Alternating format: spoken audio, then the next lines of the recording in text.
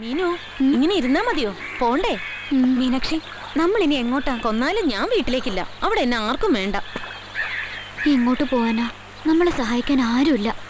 ഒറ്റ രാത്രി കൊണ്ട് നമ്മള് അനാഥരായ പോലെ. ചാക്കോച്ചൻ മറ്റാരും അനാഥരാക്കിയതല്ലോ, കയ്യിലിരിപ്പോണ്ട് സ്വയം ആയതല്ലേ. എന്നാ പിന്നെ ചാക്കോ പറ, ഞങ്ങൾ എന്താ ചെയ്യേണ്ടെന്ന്.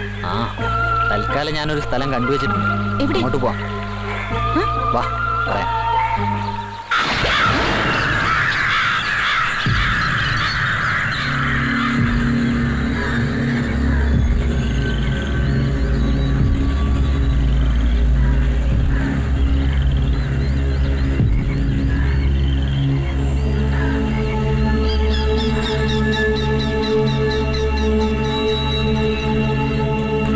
Doctor, hello.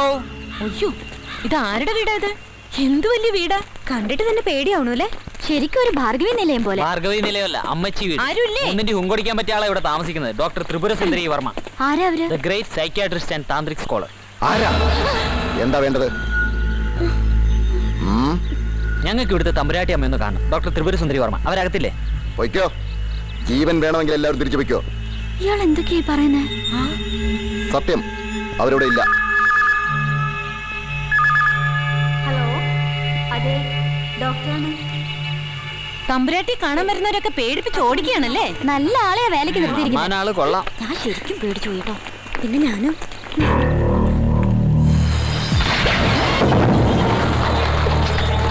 ഇതെങ്ങനെ ഡോർ തനിയെ തുറന്നു? ചേട്ടാ, ആരെയും കാണുന്നില്ലല്ലോ.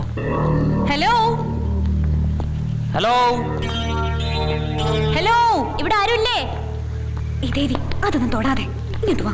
നേരത്തെ ഫോണിൽ സംസാരിക്കുന്നത് കേട്ടല്ലോ. ഡോക്ടർ, ഡോക്ടർ,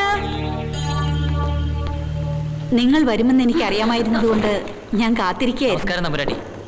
ഞാൻ പറഞ്ഞിട്ടില്ലേ, എന്റെ ഫ്രണ്ട് സ്വാമിനാഥൻ, ഡോക്ടറുടെ കസിനാ. അവൻ വിളിച്ചു പറഞ്ഞതാണ്. അല്ല, ഡോക്ടർ ഇവിടെ ഇല്ലെന്ന് ആ വേലക്കാരൻ പറഞ്ഞല്ലോ. വേലക്കാരനോ? ഞാനല്ലാതെ വേറെ ആരും ഇവിടെ ഇല്ലല്ലോ. പിന്നെ വരൂ. വാ. തിരസ്കരിക്കപ്പെട്ട, അഭിമാനം നഷ്ടപ്പെട്ട 3 പേർ ഒരിടത്തും അഭയം കിട്ടാതെ അലയുകയാണല്ലേ. ഇന്നു മുതൽ നിങ്ങൾക്കിവിടെ എൻ്റെ കൂടെ താമസിക്കാം. ഞാൻ നിങ്ങളെ വെറുക്കാതിരിക്കുന്നിടത്തോളം കാലം. Thank you doctor. തമ്പുരാട്ടിക്ക് ഒരിക്കലും ഞങ്ങൾ ശല്യാവില്ല. പ്രവചനം വേണ്ട. ചിലപ്പോൾ ഒറ്റ രാത്രി കൊണ്ട് നമ്മൾ പിരിയും. ആ ബാഗിനകത്തിരിക്കുന്ന വസ്തു കുട്ടിക്ക് ആവശ്യമില്ലാത്തതാണ്. അതെന്തിനാ സൂക്ഷിച്ചിരിക്കുന്നത്? ഇതിനകത്ത് എനിക്ക് ആവശ്യമുള്ള സാധനങ്ങൾ മാത്രമേ ഉള്ളൂ.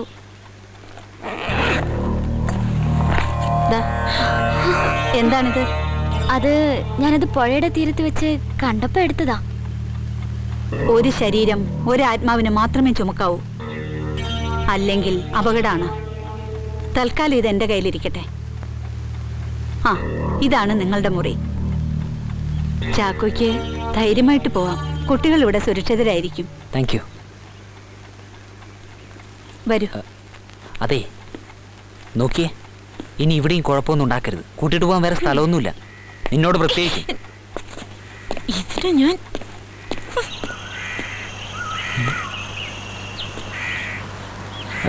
അവിടെ ശരിക്കും ഒരാളുണ്ടായിരുന്നു, സത്യമായിട്ടും.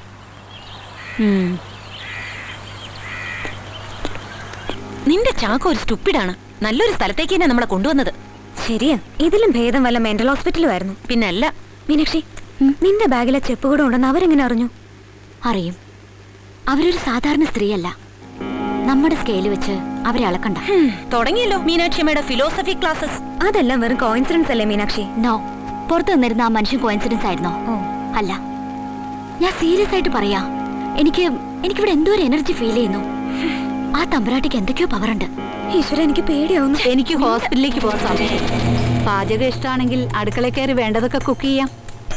ഈ വീട്ടിൽ ഇതിനപ്പുറം ഒരിടത്തും സഞ്ചരിക്കരുത്. Be careful.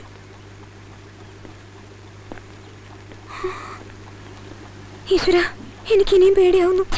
നീ പേടിക്കാതിരിക്കേ.